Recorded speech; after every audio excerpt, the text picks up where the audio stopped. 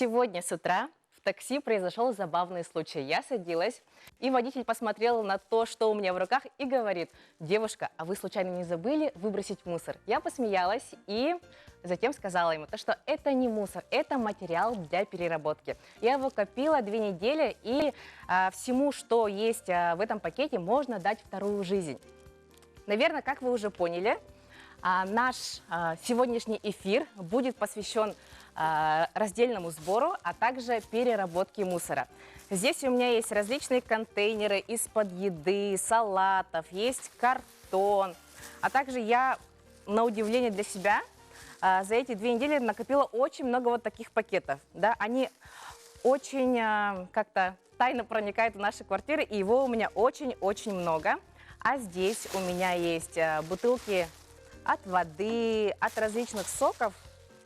И что с этим делать, нам поможет разобраться наша первая гостья. С вами передача «Город женщин», и я Саргалана Амосова. И сейчас я хочу пригласить экоактивистку, волонтера Сахаяну Хаютанову, чтобы она нам рассказала, как же внедрить это в нашу повседневную жизнь.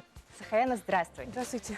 Ну давай расскажи, вот как именно происходили вот эти первые шаги у тебя? Ну, вообще, активистической жизнью, так сказать, я начала заниматься относительно совсем недавно. Впервые задумалась о том, что я как-то нужно поменять свое повседневное поведение, когда мы начали планировать ребенка. Я подумала, что от меня, от всего, что я делаю, и даже от того, что я ем, зависит жизнь маленького человека. И подумала, что нужно что-то делать. Вот. Ну, потом нашла в Инстаграме и в интернете всякие движения, но в то время еще не было раздельного сбора в Якутске, поэтому я смотрела раздельный сбор в Москве, в Питере и в других таких больших городах. Вот. Вот Сахаяну я сама нашла в Инстаграме, и вот когда вот только ты начинаешь собирать мусор, это кажется чем-то очень сложным, да, и Сахаяна меня консультирует, да, в этом вопросе, и мы с ней сходили в продуктовый магазин, чтобы наглядно посмотреть, да, что можно переработать, да, какую упаковку выбирать, и давайте мы сейчас посмотрим. И вот знаешь, для меня было интересно то, что вот все вот эти вот яркие пакетики, да, вот от хлопьев, от готовых завтраков, они, оказывается, тоже перерабатываются. Да, практически все можно переработать. Да, и вот мы видим на экране то, что вот ты показываешь, где же смотреть маркировку. Вот в каждой упаковке сзади есть такой треугольничек, и можно по нему, да, определить, перерабатывается или нет. Да. Да, и также на упаковке вот крупы, да, различного там рис, гречка, тоже это все можно посмотреть. И, к моему удивлению, да, оказывается, переработать можно практически все. Да, практически все, но у нас в городе ограниченные ресурсы. Всего из 7 видов пластика принимается только 4. Не принимается 3, 6 и 7. Да, и еще вот интересно, да, то, что упаковки от йогурта, да, это оказывается, вот, ну вот как раз на экране мы видим, то, что это полностью его можно, вот, да, сам контейнер можно сдать как пластик, а крышечку как алюминий. Да, и еще вот напитки, да, тоже как алюминий можно сдать. И еще вот смотри, фрукты, да? Мы же привыкли, вот я же показала пакетики, да, то, что очень много. И именно вот с фруктами в наши дома попадает очень много пакетов, и у тебя есть вот такие хорошие мешочки. Да. Я их постоянно использую.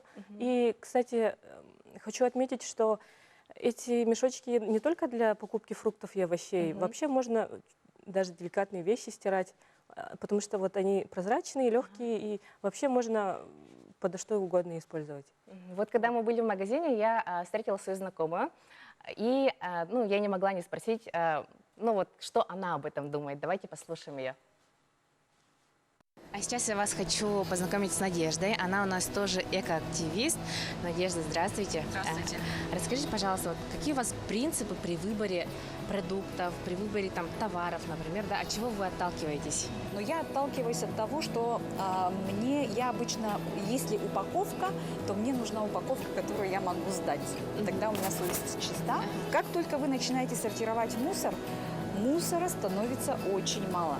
То есть настолько мало, что я выношу свой мусор не каждый день и не один раз в неделю, а где-то раз в 2 недели получается. И вот такой маленький пакетик какой-нибудь, да, то есть у меня получается пищевые отходы отдельно, эти пластик отдельно, картон отдельно. И вот то, что пластик, который не перерабатывается, он у меня накапливается в течение месяца, наверное, вот в такой маленький пакетик, я его еще очень сильно утрамбовываю.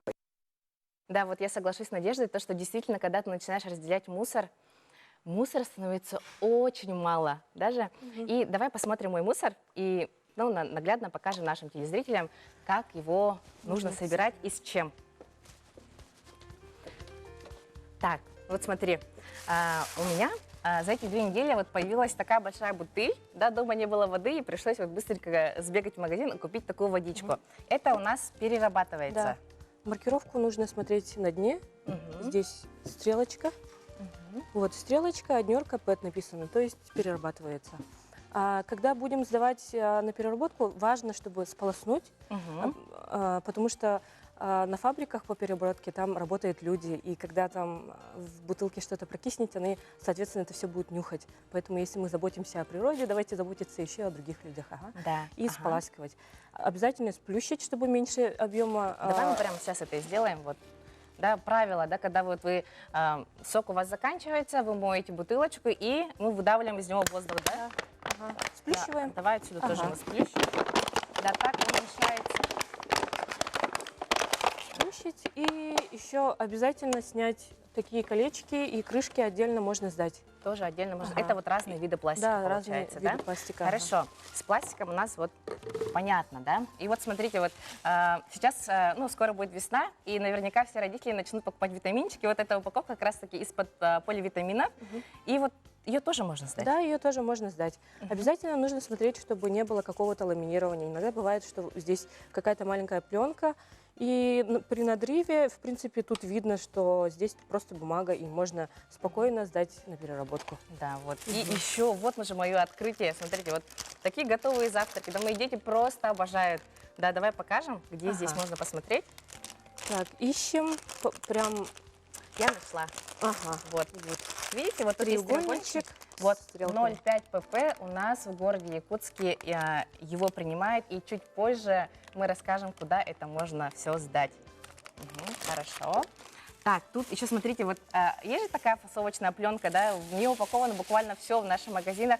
Ее мы тоже аккуратно срезаем и тоже можно сдать. Да, вот тоже пакетики от крафт-пакетики. И вот давай расскажем. То, что если вот на вашем пакете есть какое-то жирное пятно, там протекла еда, то это все нужно вырезать. Да, на переработку нужно сдавать только чистый материал. Это еще касается коробки из-под пиццы. Там всегда остается у нас жирный след, тоже можно вырезать и оставшуюся часть сдать на переработку. А вот то, что заляпано жиром, можно компостировать, либо добавить там в цветочки. Да, потому что это все разлагается. Такой натуральный материал. Да. И знаете, что интересно? Когда я начала этим заниматься, к этому как-то стали присоединяться мои дети. Да, они так начали, ой, что ты делаешь, и им это очень нравится. Для них это какая-то такая игра. У меня тоже старший ребенок, она помогает мне сминать бутылочки. Ей это даже очень нравится. Она прям просится, когда я начинаю, хватаю бутылку, она такая: мама, я сама. Вот так что приобщайте к этому детей, и потом, когда они вырастут, у них будут уже такие хорошие сформированные эко-привычки. И наверняка вот сейчас вы откроете свой холодильник дома, и каждая найдет контейнеры из-под яиц, их мы тоже сдаем. Да, можно сдать. Хорошо, с мусором более-менее нам понятно, да? И давай, вот я люблю пить кофе, вот, честно люблю пить кофе.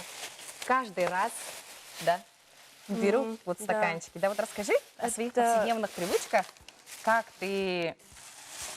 ты применяешь в своей жизни. Кофе я беру в свой многоразовый стакан, даже не многоразовый, это обычный стакан. Просто я решила взять такой стильный, раз я буду всегда использовать. Вот. И самое большое заблуждение начинающих эко-активистов, эко-приверженных людей, это они думают, что стакан из-под кофе, он из бумаги. На самом деле он не из бумаги, там внутри есть такая ламинация, чтобы вода не протекала. И вот поэтому не перерабатывается, во-первых, и не разлагается в природе. Поэтому очень важно покупать, брать свой стакан. Вы не обязательно какую-то дорогую кружку, это моя личная прихоть. Можете просто взять обычную кружку. Хорошо. Вот. Еще что касается напитков. Очень многие берут с соломинкой. Соломинки тоже не перерабатываются, они загрязняют природу, поэтому можно взять такие металлические или даже есть из стекла. В своей еще повседневной жизни. А я вижу, вообще, смотрите, это памперсы, Да, это- подгузники. Подгузники многоразовые. Многоразовые. Я принесла новую, потому что не стала показывать использованную. Это очень тоже такая простая вещь в использовании.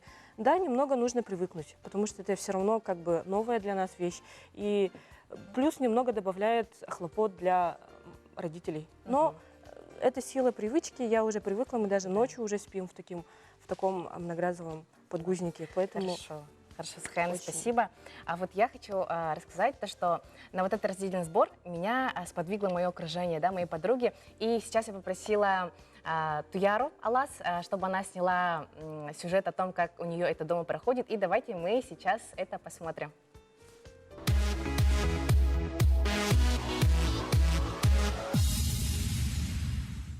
Всем привет! Меня зовут Алас Туяра. Мы решили перейти на осознанное потребление и разделение мусора. И немножко хочу поделиться опытом. У нас есть два места, вот общее, мусор, который мы неразделяемый там храним, и отдельно вот так выглядит мой раздельный сбор. Стекло мы отдельно собираем, то, что вот осталось, да, это дома внутри так стоит. Также вот иногда бывает покупаем баночные напитки, тогда тоже сюда оставляем. А здесь у нас крышки.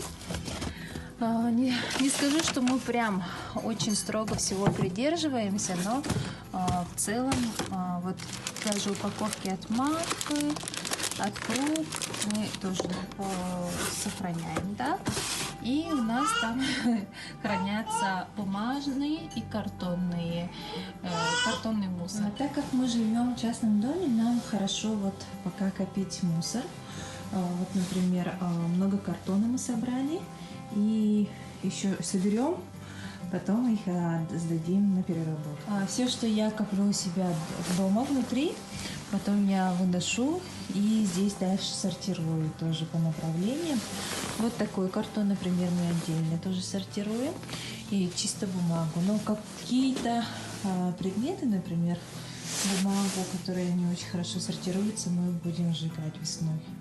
К сожалению, у нас в Якутии пока никто не собирает вот такой мусор тетрапаковский, но я пока их тоже коплю, но иногда приходится все равно выбрасывать. Также вот эта малая часть банок стеклянных, которые я коплю, и потом к весне буду продавать, может быть, или просто даром отдавать тем, кого это действительно нужно. Ну, напоследок хочется сказать то, что начать раздельно собирать мусор — это совсем не сложно.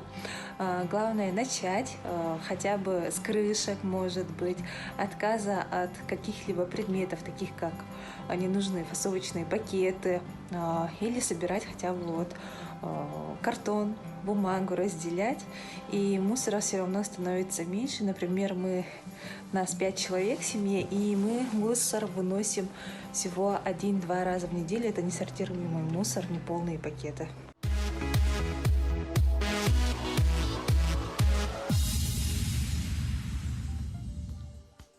И вот, как я уже говорила, мы сейчас узнаем, во что же можно переработать этот пластик. С этим молодым человеком я познакомилась летом и была так приятно удивлена, узнав, чем он занимается. Он делает из этого пластика тротуарную плитку. Артур, пожалуйста. Вот она, да?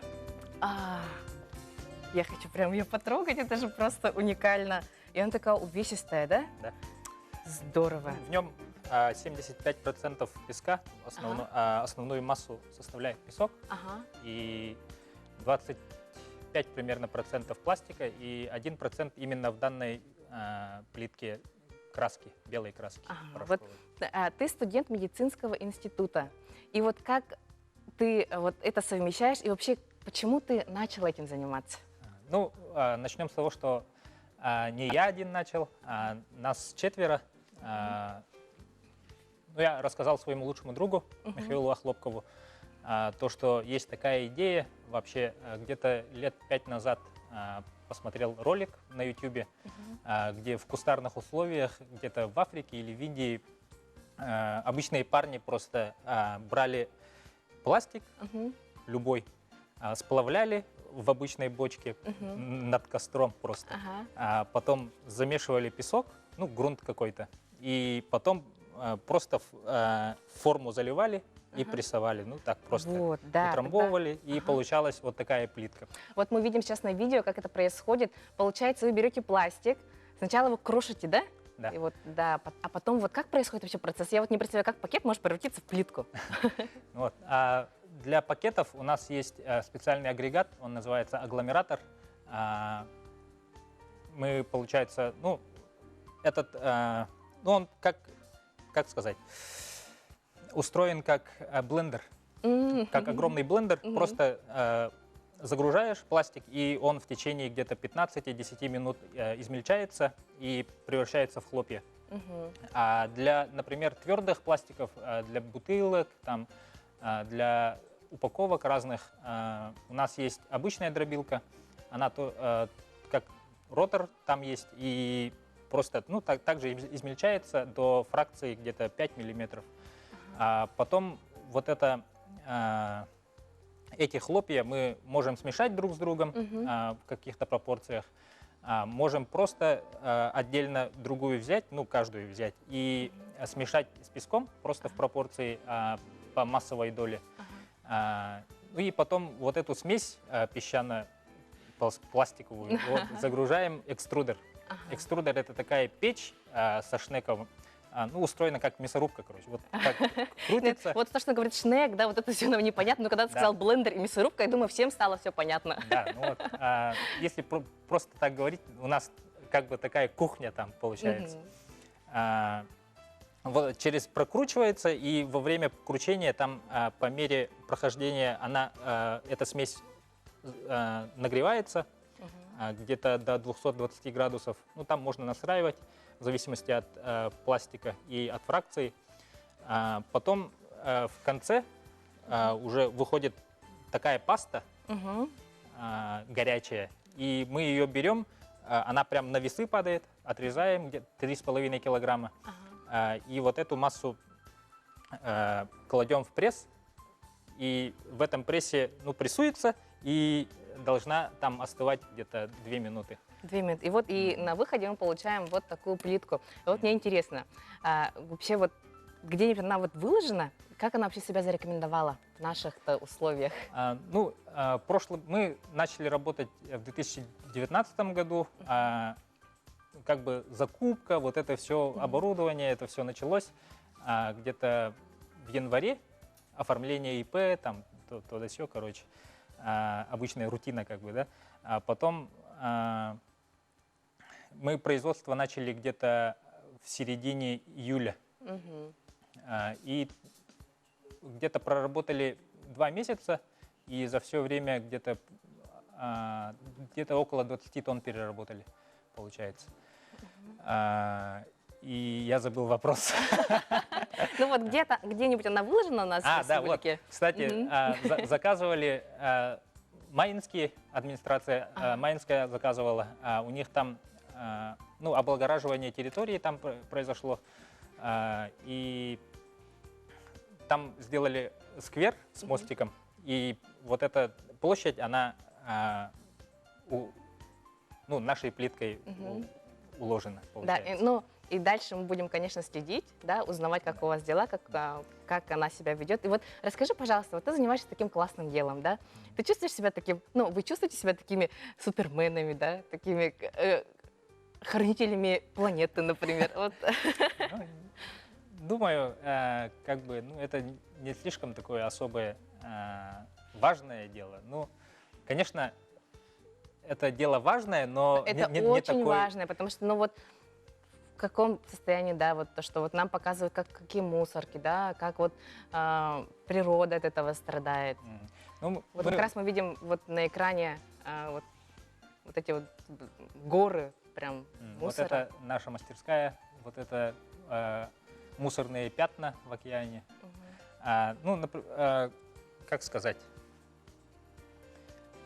Просто это мы хотели показать, что обычные ребята, обычные самые, могут приносить вклад вот, в переработку мусора, что не только государство этим должно именно заниматься, да?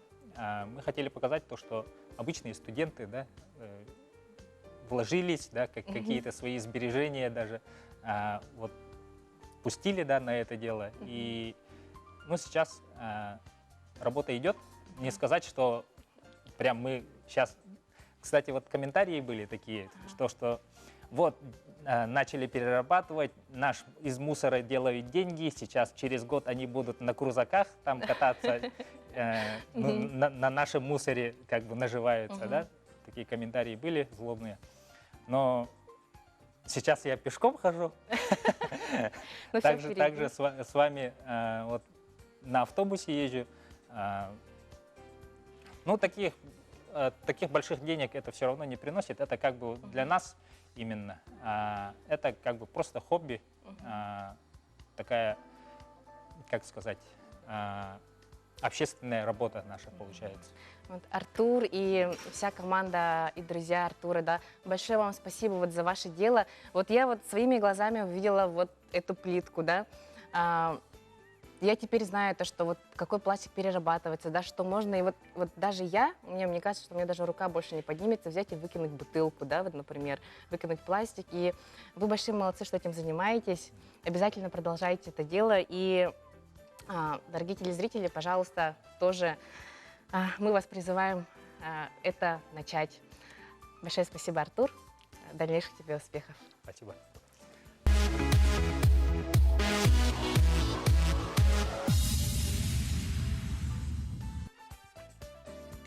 И очень радует то, что многие предприятия, да, начинают это внедрять уже в своей такой корпоративной культуре. И сейчас я хочу пригласить Татьяну Романову, она у нас главный библиотекарь смарт-библиотеки, и она расскажет, как же у них, ну вот, на работе это все устроено. Татьяна, здравствуйте. Здравствуйте. Вот я была приятно удивлена, когда узнала, что вот целая библиотека, да, у вас на работе, вот это вот, ну, так заведено. Расскажи, пожалуйста, как это все у вас устроено? Библиотеки на данный момент являются вот именно центром доступной информации и культуры, получается, для населения, да. И наша библиотека очень активно поддерживает вот экологические начинания, проводит много различных мероприятий по этой теме. Каждый месяц стараемся ставить тематические выставки, которые затрагивают проблемы экологии, информационные стенды, мастер-классы, лекции и различные встречи с экоактивистами. Вот. А вот как вот именно вот вы сами это делаете? Мой личный пример или... Нет, в библиотеке именно. В библиотеке. Вот начиная с апреля прошлого года, да, в нашей централизованной библиотечной сети мы установили контейнеры для сбора использованных батареек. И до конца года собрали и сдали на переработку 20 килограмм использованных батареек. Эта акция называется «Плюс-минус». Вот. Да, и получается, люди, да, жители города могут вам принести, и тоже туда же... Да, все желающие, да, могут бесплатно, спокойно подойти в библиотеку и сдать свои ненужные уже использованные батарейки. Также еще у нас в смарт-библиотеке с прошлого года установлены на всех 3 этажах специальные мусорные контейнеры, разделенные на неперерабатываемый мусор, пластик и бумага. Здорово. Я вот просто вот сейчас смотрела на вас и вспомнила, как в детстве у нас был такой с детьми, да, деревенский лайфхак. Когда батарейка заканчивалась, ее надо было немножко покусать, да, было такое. И она начинала работать заново. Вот страшно подумать, какие последствия для здоровья это привело. Ага, я вот тоже вспомнила, да, и, по-моему, после этой процедуры, да, во рту ощущался Да. вкус то ли кислоты или какой-то вот Да, такой да, да. странный вкус. Ага. Мгм. Так делать не следует. Да. Лучше, пожалуйста, дорогие зрители, Рассказывайте своим приносите детям. ваши использованные батарейки в библиотеку. Можно сдать в любую библиотеку, которая находится рядом с вашим домом. Тем более наша библиотечная сеть очень большая, начиная от Кангалас до Табагинского мыса. И туда входит целых 17 библиотек. Так что А вот не могу не спросить, да, а какие были трудности? Вот вы поставили вот эти контейнеры, вообще люди сразу это поняли, или они все равно все подряд К бросали? сожалению, не сразу. Кто-то приходил, подходил, просто смотрел на эту урну с удивленными глазами, а кто-то с непониманием. А вот дети, они более простые, да, они приходили, читали и ради эксперимента, можно сказать, кидали туда вот бутылочки от воды, кто-то вот одноразовые пакетики прозрачные туда кидал. И вот уже потихонечку люди привыкли, и даже специально приходя в библиотеку, они несут из дома вот такой пластик или хорошо. вот бумагу. Да, а вот информации в интернете много, да, и ну вот что вы посоветуете начать читать, да, чтобы просвещаться по этой теме?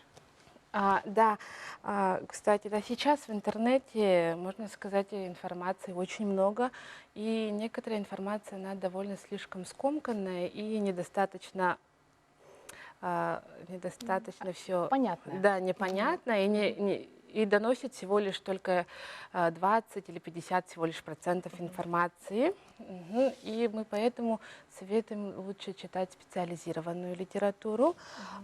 И сейчас хочу посоветовать, да, пару книг, которые имеются у нас в библиотеке. Вот как называется «Новая жизнь старых вещей», да? Да, первая книга, которую я хочу посоветовать, это «Новая жизнь старых вещей», где авторы книги учат не только разумному потреблению, да, и экономии, но и также учат человеку уже творческому какому-то своему началу, да, и получается еще плюс защиты экологии.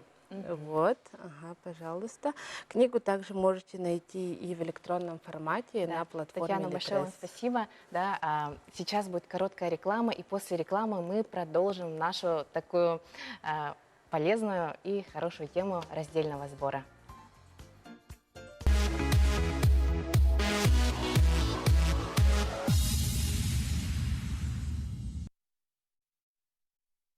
Ага.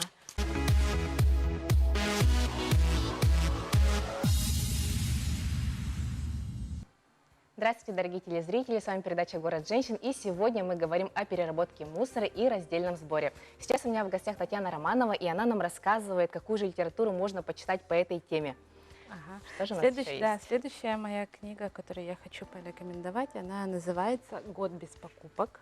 «Год без покупок». «Год без покупок» именно вот по теме разумного потребления. Да. Автор данной книги Кей Фландерс решила ради эксперимента целый год не покупать ничего лишнего и начала вот тоже делать что-то новое из старых вещей. И путем этого эксперимента она пришла к такому выводу, что не обязательно человеку покупать что-то безраздумно, да. Еще плюс она сэкономила кучу денег, получается, освободила дом от ненужных вещей, и тем самым она освободила свою жизнь от того хлама, который ее постоянно грузил, и она почувствовала себя уже по-другому и стала жить более свободно и комфортно. Еще у меня есть вот такая книга. Вот. «Как отказаться от пластика». Очень актуальная в данное время проблема, и книга прям так и просится в руки ее взять и почитать. Да, она прям кричит, обложка такая призывающая. Всем, наверное, известно, что на данный момент все знают, что в мировые океаны, моря каждый год, ежедневно выбрасывается более 10 миллионов тонн пластика. Тем более пластик еще появился у нас 60 лет тому назад. 60 лет тому назад, и представьте, как он активно уже вошел в нашу жизнь, и мы не представляем свою повседневную жизнь без пластика, даже без этих одноразовых бахил и пакетиков. И вот, дабы минимализировать вред не только природе, да, но и минимализировать вред микропластика, который попадает в человеческий организм через мясо рыбы. Вот автор данной книги Уилл Маккаллум выпустил специально такую книгу. Книга, можно сказать, это настольный советник, ежедневник, да, на каждый день. Очень хотелось ее прочитать. Да, которая советует для начала минимализировать использование пластика, которая приведет в дальнейшем на полный отказ от пластика во всем. Вот кому интересно, можете тоже подойти в библиотеку, одолжить эту книжку, а также найти ее в электронной платформе Литрес. Кстати, да, когда мы вот именно пользуемся библиотеками, да, пользуемся разным вот кроссбукингом, да, мы тоже... Книжные, книжные свопы, кроссбукинги, получается, вот. Это еще один пример разумного потребления, потому что уже, получается, не нужно тратить лишние деньги на покупку той или иной книги, можно запросто приходить в библиотеку и одалживать одну книгу на 2 недели. Вот. Получается и экономия, и разумное потребление, и плюс еще мы надеемся, что мы тем самым хоть как-то защитим вот наши леса, наши деревья. Татьяна, большое вам спасибо за такую полезную информацию. Желаем в вашей библиотеке, чтобы у вас было много-много читателей. А далее у нас будет сюжет о том, что можно посмотреть на экологическую тему.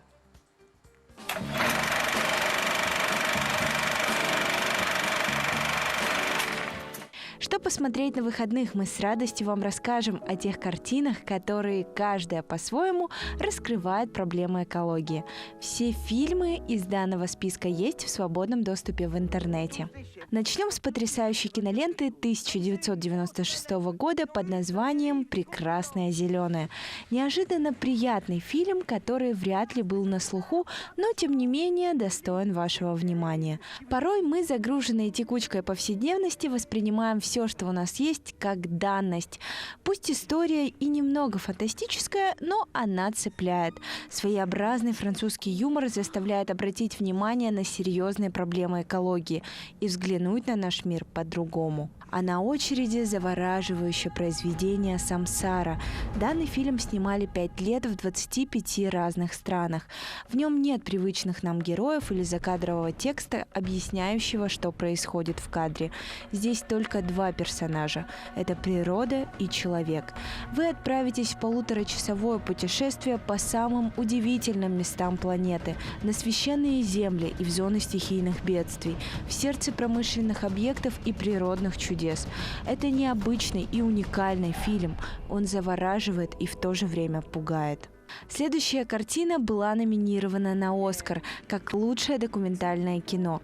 Фильм «Свалка» вышел в 2010 году и поразил многих зрителей. Известный художник Вик Мунис возвращается на родину в Бразилию, чтобы запечатлеть самую большую мусорную свалку в мире, расположенную на окраине Рио-де-Жанейро, и ее жителей, катадорос, занимающихся сортировкой отходов.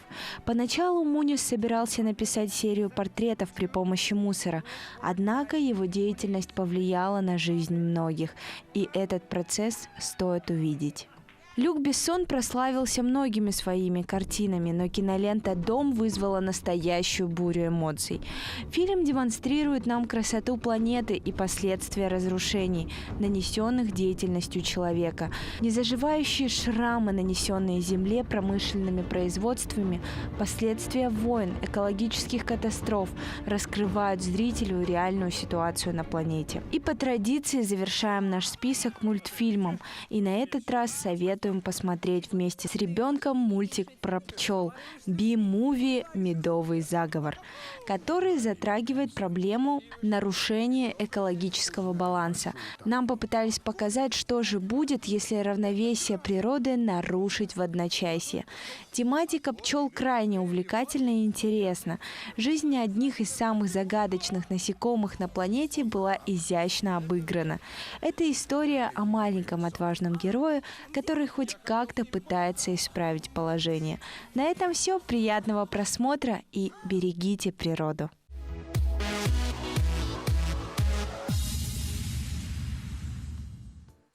Говоря об экологии, мы, конечно, должны задуматься о наших детях и привить им полезные эко-привычки. И как нам говорил наш предыдущий гость, да, Татьяна, то, что нужно постараться не покупать каждый раз новое, да, а сделать что-то полезное из старого пластика.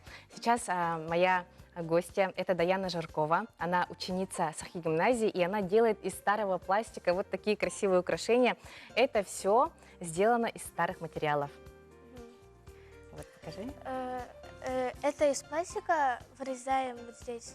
Надо сначала все промыть изнутри и снаружи, потом берем любые нитки, либо ткани и наматываем. И получается такое красивое украшение. И вот посмотрите, даже вот когда она принесла свои украшения, она принесла вот в такой упаковке. Это вот тоже бутылка, да? Ага, здесь можно хранить такие маленькие штуки, или это как шкатулка. Как шкатулка. Смотрите, как здорово. Можно сделать с ребенком и туда складывать резиночки, да, складывать какие-то машинки, да, вот детишек. Вот, и есть такие вот красивые заколочки, тоже сделанные из пластика. Я начала эту тему с 3 класса, это мои первые работы. Это резинки для волос, я так придумала, потому что мне было интересно, что получится, если объединить резинку и пластик. Да, а вот расскажи, а как ты вот фантазируешь, как ты придумываешь, что вот резинка будет выглядеть именно вот так? Ну, я сначала на шаблоне рисую бабочку, потом придумаю стиль и вырезаю, потом все крашу и все такое, и клею. Да. А сейчас мы тоже сделаем красивые браслетики. Давайте мы посмотрим, как же ты это будешь делать. Что нам понадобится? Нам понадобится вот такая бутылка. Это бутылка. Да. Из бутылки потом вырезаем середину отсюда нужной ширины, и потом и утюгом так. Утюгом надо немножко придавить, Да. и тогда получается то, что из нее получается вот такая трубочка, да? Вот, смотрите. Хорошо, а что мы будем делать дальше? Потом берем клей, немножко наливаем так. Ты вот, получается, делаешь клей и туда прикрепляешь вот красивые Бусинки. Хорошо. Да, и он такой интересный получается, как будто там что-то внутри, там как-то очень красиво все блестит, мерцает. Вот, так что скоро выходные, вот вам прекрасная идея от Даяны, чем же можно заняться, вот, и моторику развивать, да, и прививать вот такие классные привычки. Потом можно закрепить, чтобы бусинки не упали. Хорошо. Вот, а где ты, как ты успеваешь вот это делать, вот как ты учишься? Вот расскажи, пожалуйста, вот, ну, как твои ровесники относятся вот к твоим увлечениям?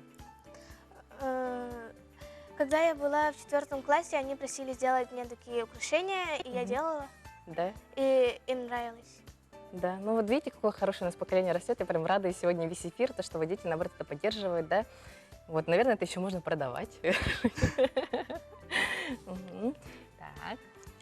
Наливаем бусинки, потом немножко надавливаем на них, чтобы они упали на клей.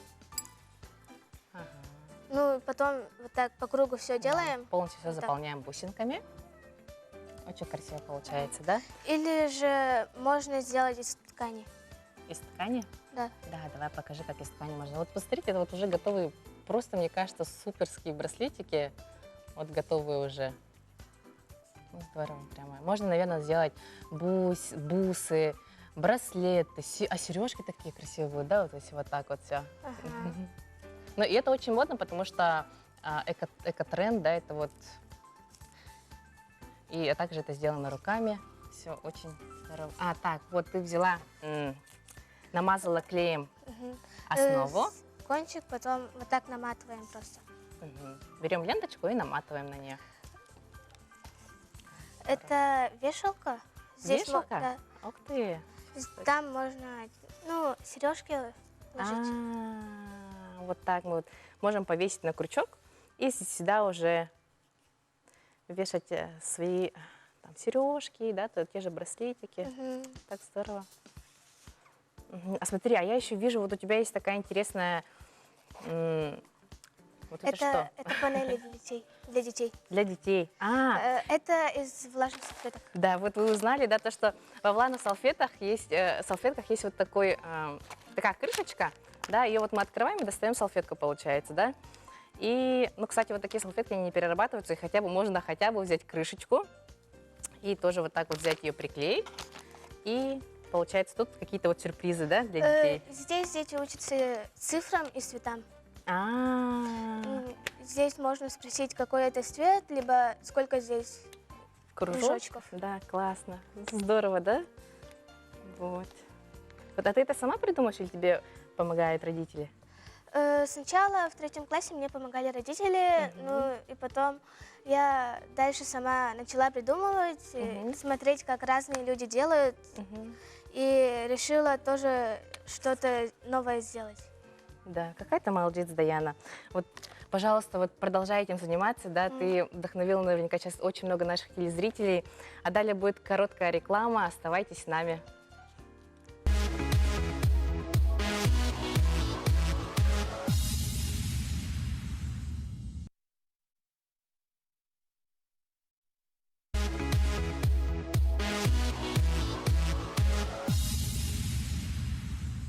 Здравствуйте, дорогие телезрители! Вы смотрите передачу «Город женщин», и сегодня мы обсуждаем тему раздельного сбора. Как я уже говорила ранее, на раздельный сбор меня вдохновили мои подруги, и сейчас мы посмотрим, как же это реализует Ольга Птицына. Далее в сюжете.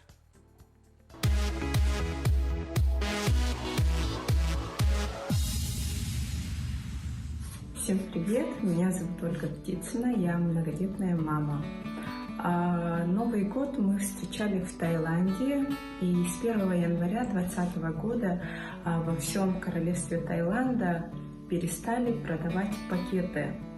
И я поняла, что в моем доме очень много пакетов, пакет в пакете.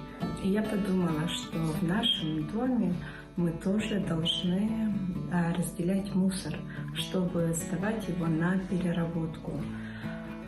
И мы стали с января разделять мусор. Все пакеты мы моем, прежде чем сдать. Если тут какая-то грязь, отмываем и даем просохнуть. Также мы в пакетах убираем все наклейки, прежде чем сдать на переработку.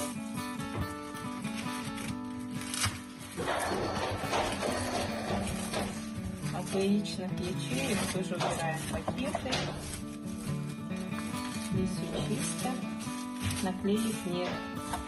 Абсолютно все пакеты проверяем. Этот пакет я тоже помыла, высушила. Этот пакет не жирный. Этот тоже. Даже вот такие остатки я стараюсь все собирать, не выкидывая.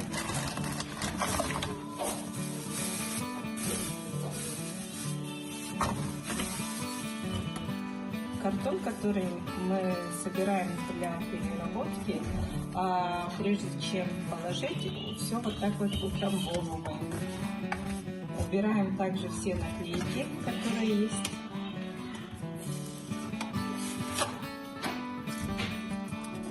Скотч, который есть. Все проверяем. При сдаче картона на переработку упаковка должна быть чистой. Это что значит? Если вы видите следы от жира, например, в коробке от пиццы, его надо вырезать. На переработку я сдам вот чистый картон. Также мы убираем все скрепки, скотч, который есть на картоне. Пакеты вот такие посылочные, также вот пакеты макаронные и картон, который я собрала за неделю.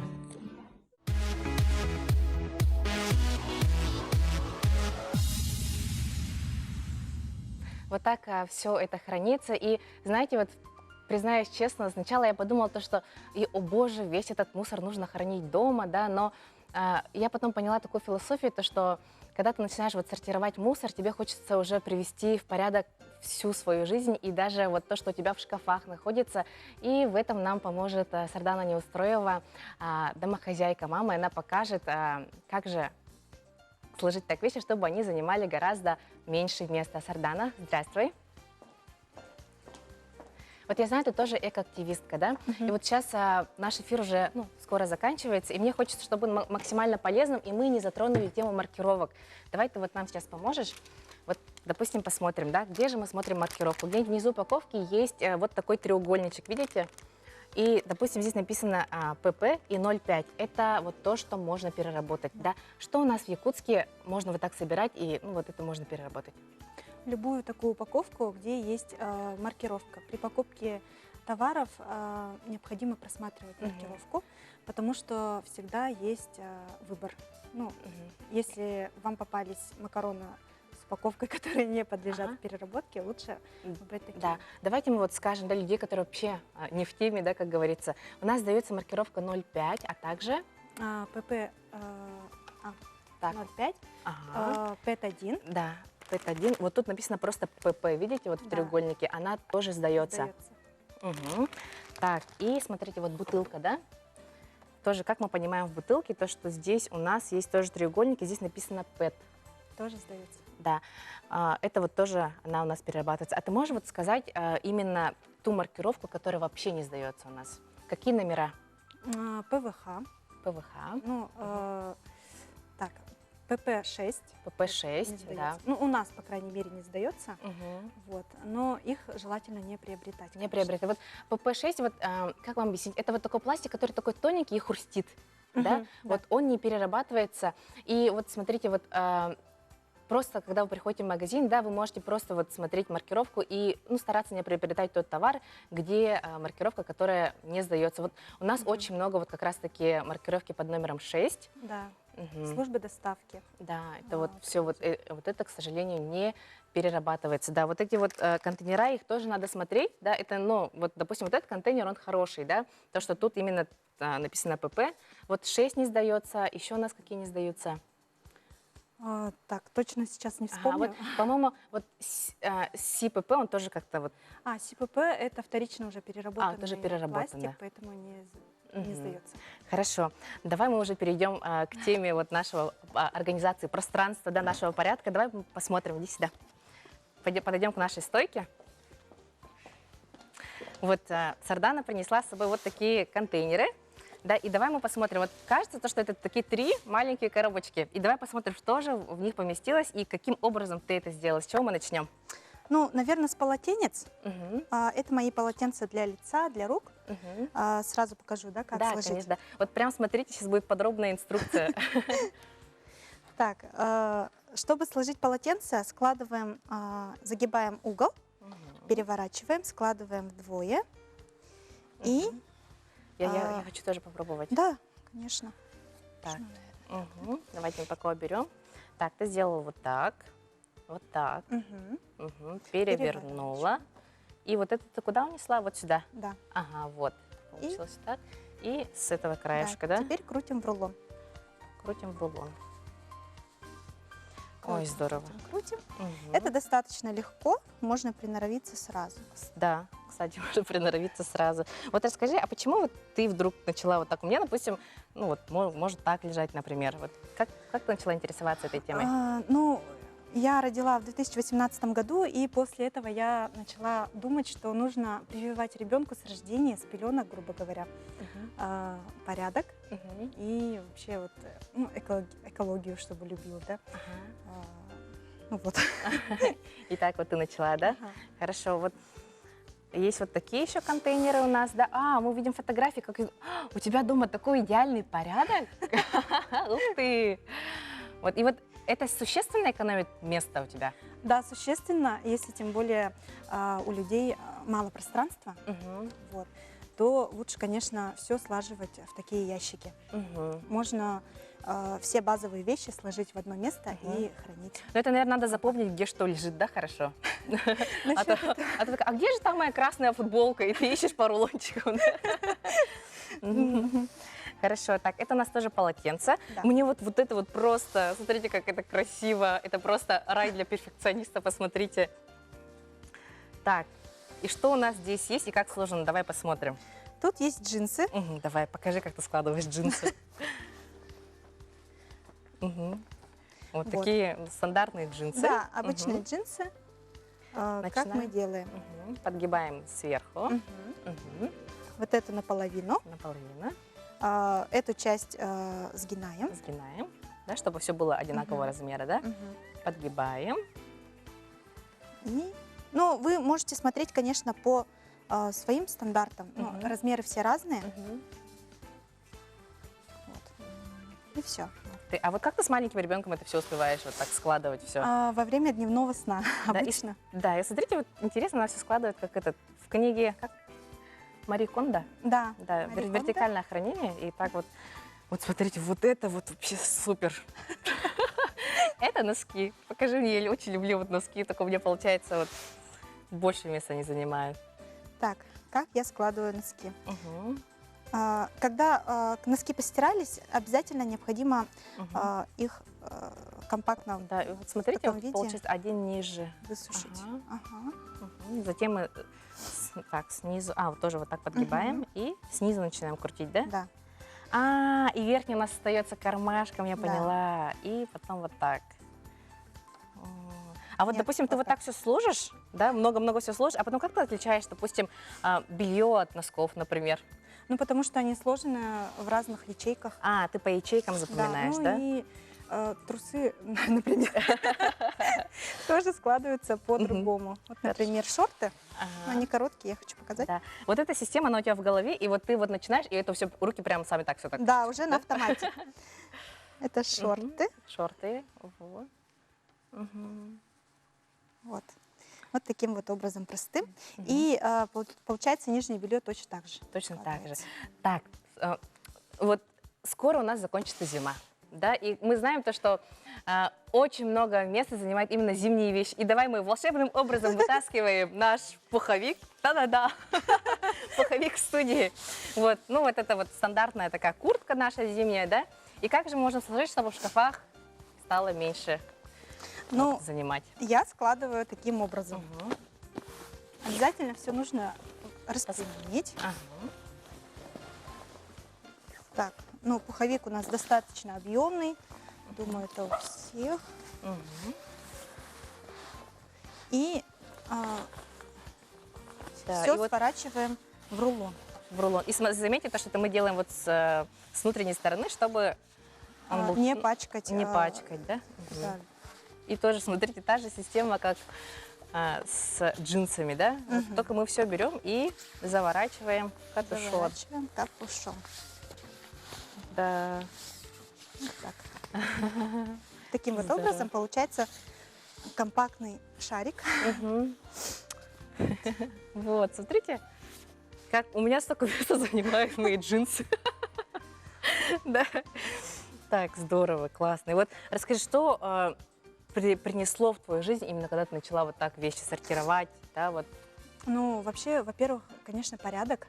И, ну, как-то мысли стали более, как сказать, Ясные, собранные, собранные. ясные, да. И когда утром просыпаешься, уже с другим чувством просыпаешься, потому что в доме порядок. Ага. Ну, конечно, с ребенком не будет идеального порядка, это естественно, но все же в шкафах у меня идеальный порядок. Так здорово. Дорогие телезрители, надеюсь, сегодня мы вдохновили вас начать раздельный сбор мусора, да, привести в порядок свои вещи. И как следствие мы видим то, что это приводит и к порядку в мыслях. Вот скоро выходные, я думаю, вы знаете, чем заняться. С вами была Сарглана Амосова, передача «Город женщин». До новых встреч!